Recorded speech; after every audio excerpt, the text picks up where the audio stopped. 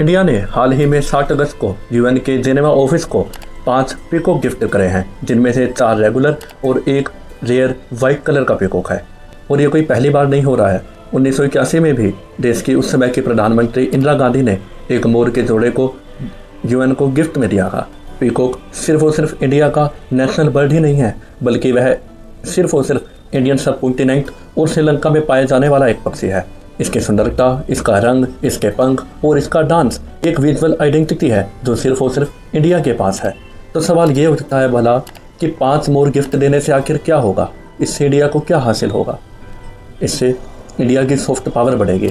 India का tourism, India का nature, India का कल्चर, इंडिया की डाइवर्सिटी, इन सबको ग्लोबल लेवल पर बढ़ावा मिलेगा।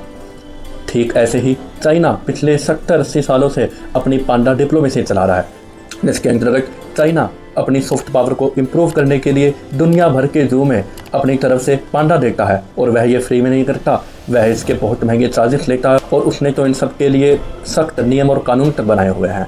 तो क्या ठीक वैसे ही इंडिया अब अपने भोजन, अपने कल्चर, अपने हेरिटेज, अपने रिलीजन के बाद अब अपनी बायोडाइवर्सिटी को, अब इंडिया के जानवरों को, बर्डों को भी सॉफ्ट पावर की तरह यूज़ कर सकता है?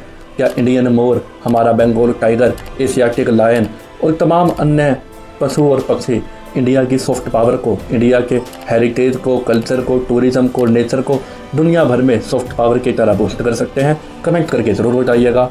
और आपको क्या लगता है इंडिया और किन चीज़ों को इस्तेमाल कर सकता है अपनी छवि को बदलने के लिए? वह कमेंट करके ज़रूर बताइएगा।